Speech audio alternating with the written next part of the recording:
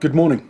My name is Hugh Stewart. I'm the CEO of Montage Gold Corp, and it gives me great pleasure to present the results of the definitive feasibility study on the Koné gold project in northern Côte d'Ivoire. The last 15 months since we IPO'd the company back in October 2020 have been extremely busy, but we've effectively transformed the company from an exploration company with a 1.5 million ounce inferred resource at the time of IPO through some extension drilling, the completion of a PEA, which was quite detailed for a PEA back in May last year, the infill drilling of about 60,000 metres to take it into an indicated resource, and clearly the completion of a definitive feasibility study, which we're talking about today. So I look forward to the next phase of the project, taking it forward towards the submission of the ESIA, the Environmental Impact Assessment, and into the permitting phase for the project, and obviously looking towards financing now to make this project a reality. See from the numbers in the centre of the screen, mineral reserves are in excess of 3.4 million ounces, with a mine life of 15 years producing just over 200,000 ounces a year, but importantly in terms of the economics, producing an average of just over 270,000 ounces over the first 5 years of the project. Clearly following on from what was quite a detailed PEA in May 2021, we have made a number of optimisations to the project, looking at the TSF, looking at the power requirements in the plant, and some of the mine plan adjustments we've been able to do to avoid diverting the main road through the area, which have significantly impacted on the economics. And I think for me, the important thing going forward is really looking at the exploration and the impact exploration can have on changing this project going forward in terms of economics by adding higher grade satellite feed to a large low-cost operation at Koné. You can see on the right there some very experienced management. We've all been here and done it before in Africa, and a significant amount of experience on the board, notably in our independent directors. Côte d'Ivoire is a good place to do business. The government is very supportive of the mining sector. Mines are being built. Yaouré was completed within the last 18 months, 2 years. Ity has been expanded by Endeavour. Séguéla is being built currently by Fortuna. And there's a series of projects on their way through the cycle, which really represents a recognition of the prospectivity of the country and the stability of the politics over the last probably 10 years. I do believe it is the most prospective country in West Africa.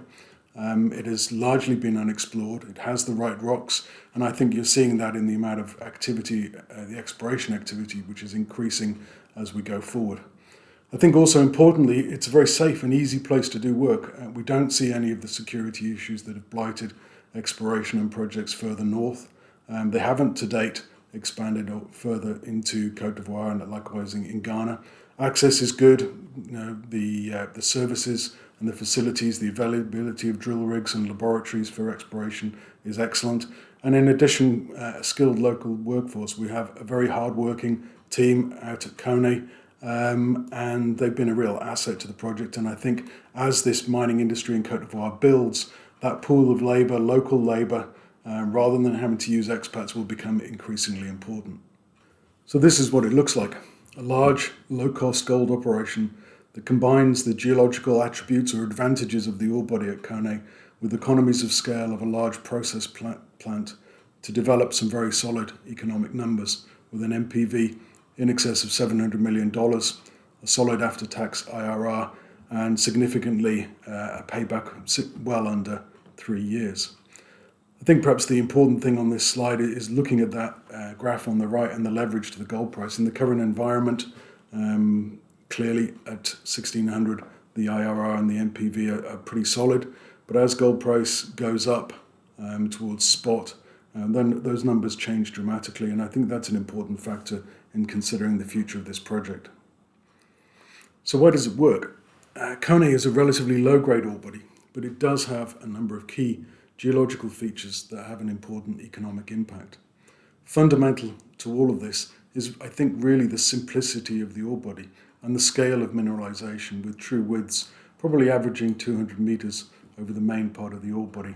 Clearly, the 50-degree dip to the west helps to reduce the strip ratio, but also the scale of the mineralization also means that we can use large equipment, take advantage of those economies of scale, being able to use the same equipment both for ore and waste handling and still retain the selectivity we need to be able to process over the first 9 years of the mine life at a higher grade, stockpiling low grade, which will then be processed at the end of mining for the remaining 6 years.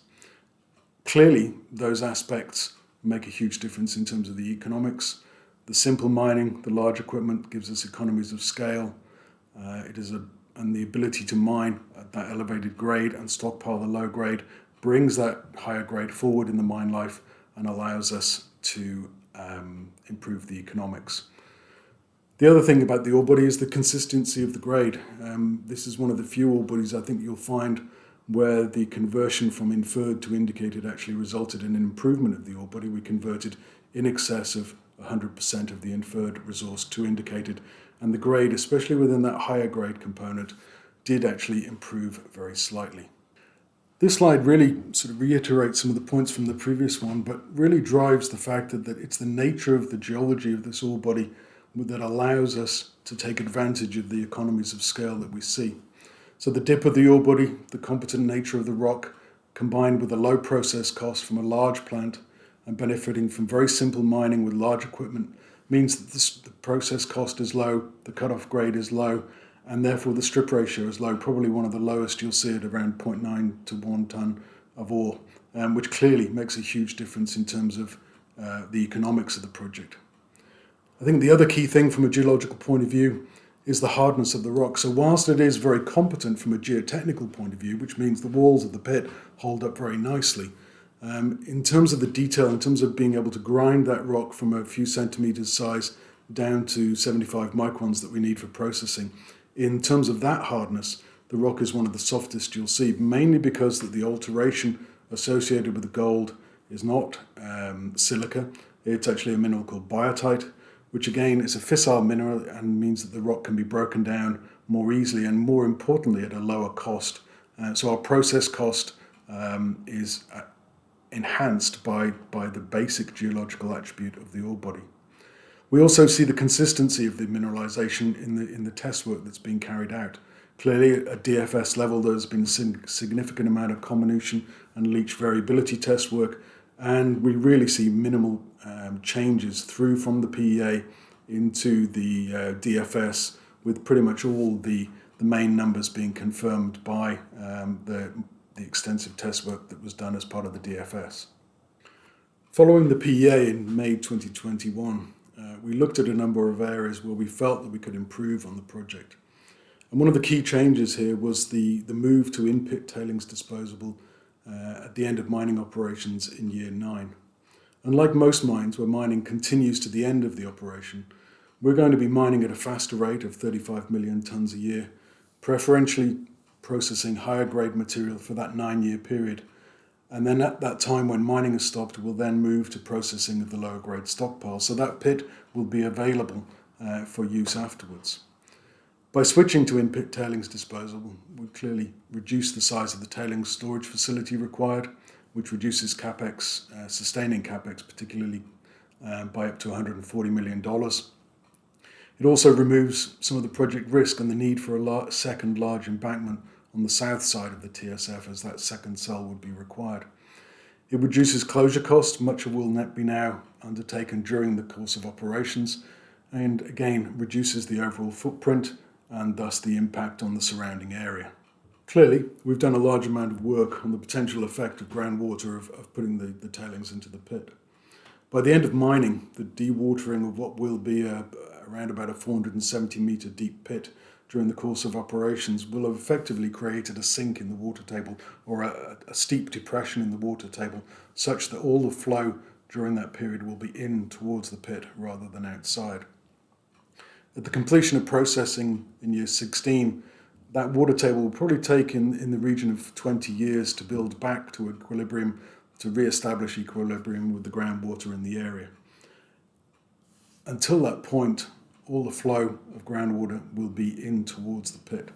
But during this time, the cyanide levels and the levels of other potential contaminants within the tailings will have dropped well below environmental standards for groundwater due to natural degradation of those elements, but also due to dilution from rainwater, from the additional groundwater that's going to be added to the pit during the course of that 20 years. At the point at which equilibrium is re-established with the groundwater, the water table will eventually return to what it was before. Then flow will start out, but such is the nature of the rocks in this area. We're not talking aquifers here, we're talking intrusive rocks. Fluid movement is restricted to microfractures within these areas.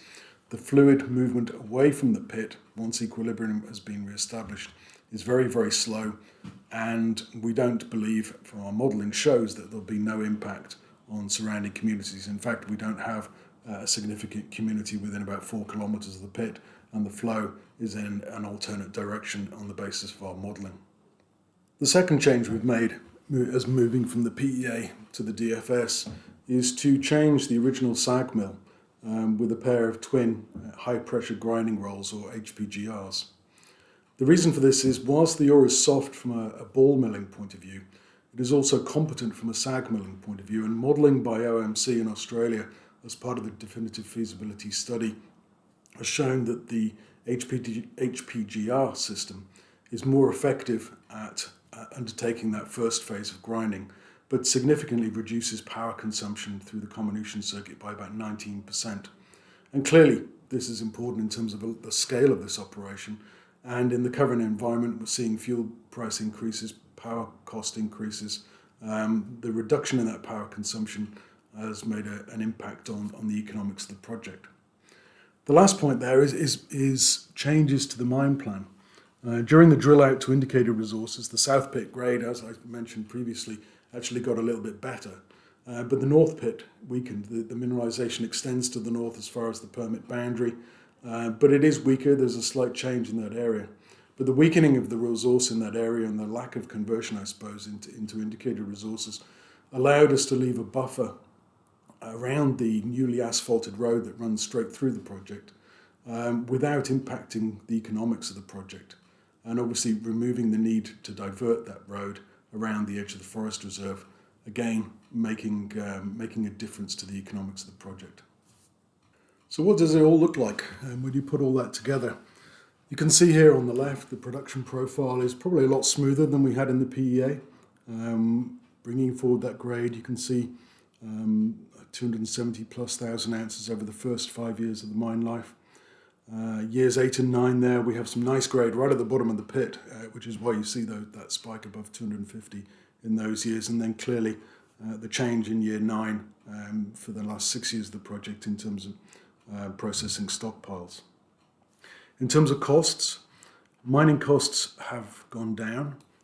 Despite fuel price increases which have been modelled in, this was really, I think, probably the conservative nature of the numbers we used in the PEA.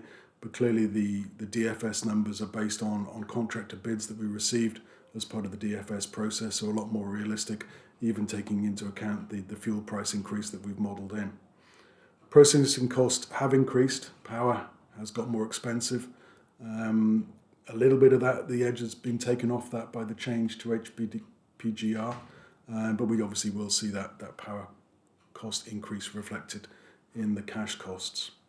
The all-in sustaining costs have come down, mainly as a result of that drop in the sustaining capital for the project and some of those cost improvements on the mining side.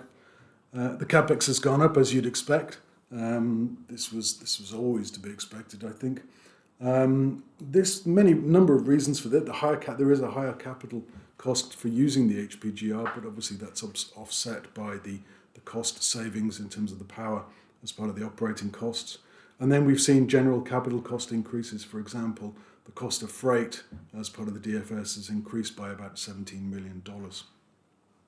But the bottom line there is that you can see that we have a better project at the end of it all with a strong NPV and IRR and a slight reduction in the payback in terms of comparison to the PEA. So again, very happy with the way the optimizations and the way the project has developed over the last 6 to 8 months since we completed the PEA. So how do we have confidence in those numbers? There's a lot of talk in the industry. Obviously, we're seeing capital cost increases. We're seeing operating cost, fuel prices are changing. The cost of freight is clearly changing.